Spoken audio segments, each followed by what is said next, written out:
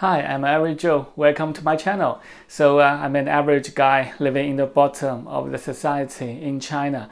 I will show you the real China, real things happened in China, and the viewpoint of an average Chinese about the things happened around. Thank you for watching my video. So today I want to talk about the Luckin coffee, because I drink Luckin coffee very much. In last year I drank a lot of Luckin coffee, and I think the taste and the price is competitive, it's cheap, and the taste I think is better than the Starbucks. I feel a little pity that the Luckin coffee that they do the fabrication of their sales volume. Today I want to talk about what should we learn from the Luckin coffee, the lessons we learned from the Luckin coffees, and then especially for those Chinese companies who are listed overseas in the US. So the listed companies should learn. I think they should learn a lesson from the Luckin coffee's experience to avoid to establish the confidence in the future for the Chinese company.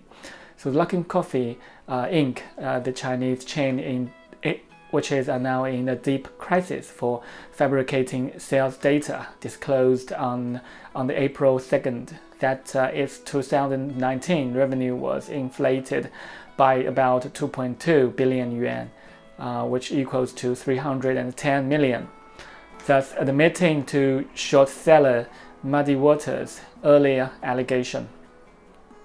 The Nasdaq listed company thereafter saw its shares plunge 83% into a trading halt on April 7th, thus exposing its investors to huge losses.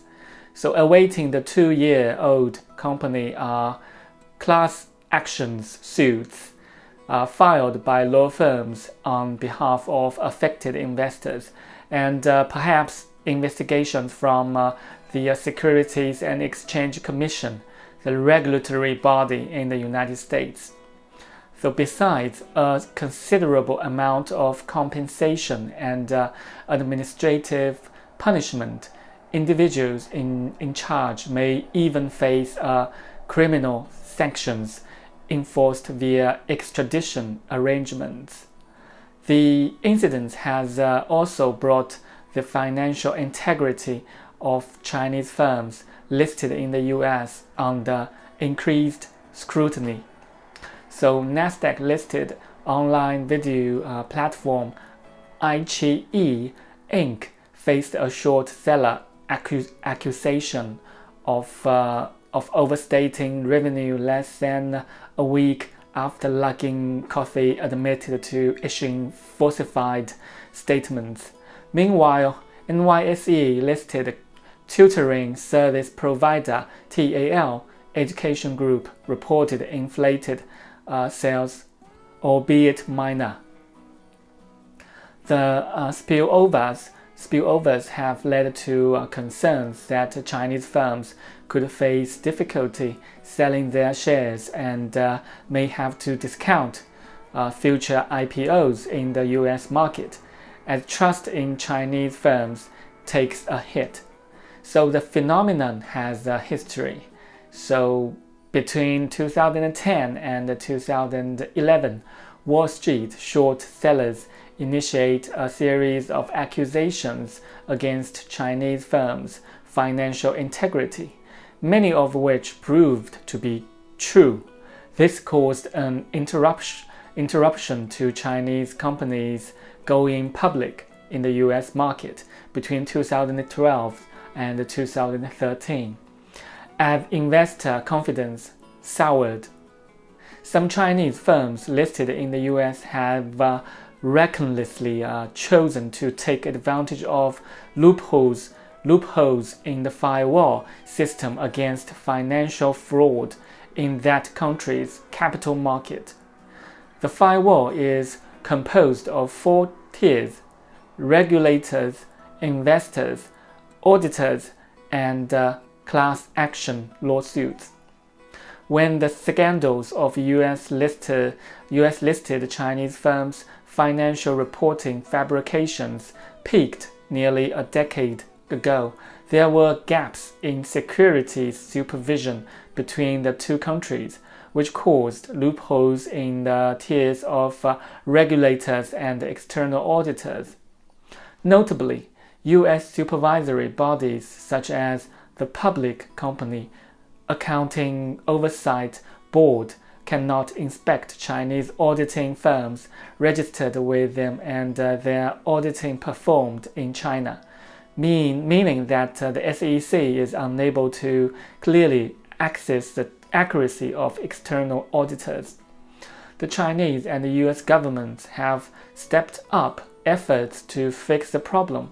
Beginning in 2012, Chinese regulators began to allow representatives of US regulators to observe their inspections of related Chinese auditing firms, and the two parties signed a memorandum of understanding in 2013.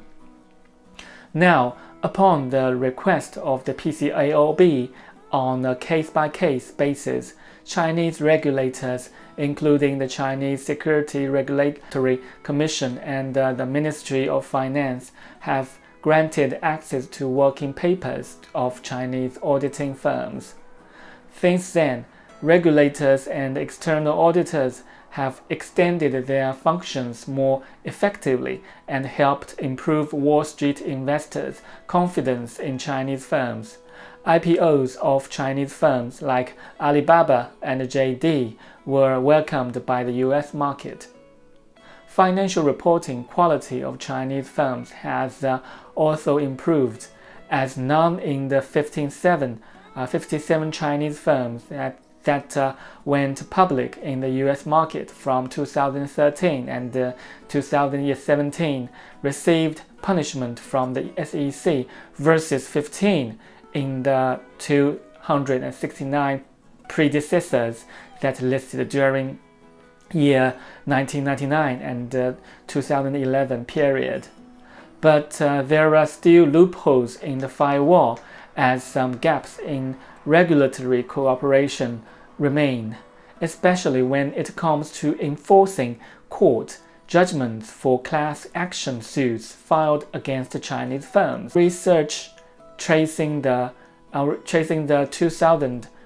226 Chinese firms that went public in the US from 1999 to 2017 has showed that US courts sometimes face difficulty in fully carrying out punishments of Chinese firms engaged in misconduct.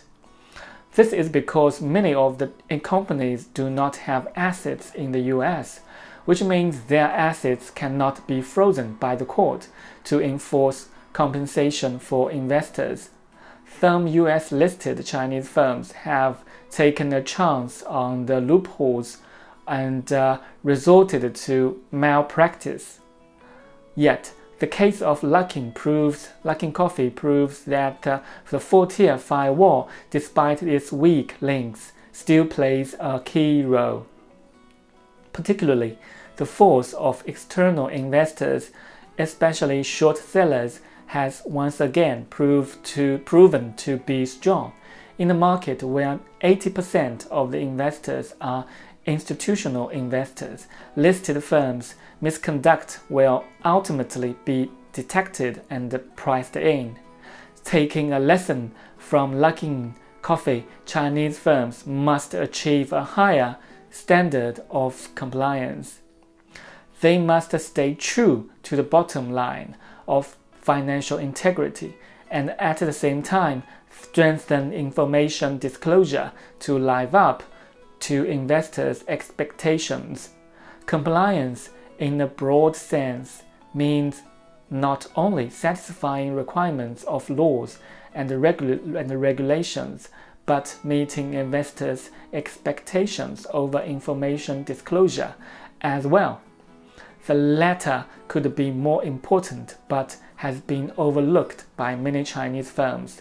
So Chinese company should be fully aware that stock price slumps due to information disclosure that falls short of investor requirements will probably induce class action suits and economic compensation for shareholders.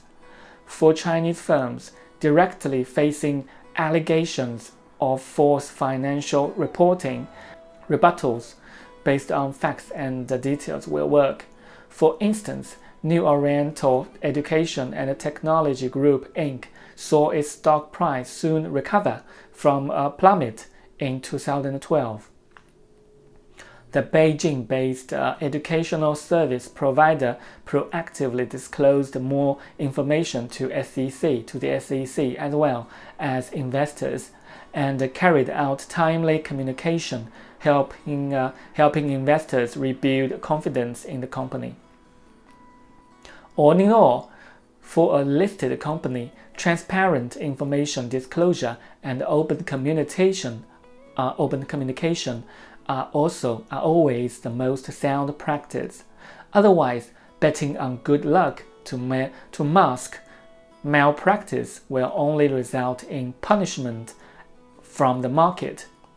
So I think this lesson is a very, very profound lesson and knowledgeable lesson that the Chinese companies they needed to learn from the Luckin coffee to improve their disclosure information to the market, to the investors, to make them feel confident about those Chinese companies in the future. So that's very critical for the success of the Chinese listed company in the US market.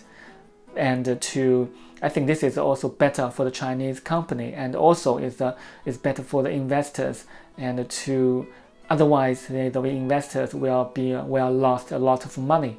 So that which means the Chinese company needed to learn this lesson to avoid to do such kind of fabrication sales volume in the future, to stop do that, to give the market more confidence. Okay, so how about your comments and your idea about this Luckin coffee current crisis? Leave your comments just down below the video, and I see every single comments and get back to you soon. Welcome to subscribe to the channel and to avoid missing future update. Thank you for watching, and see you next time. Bye bye.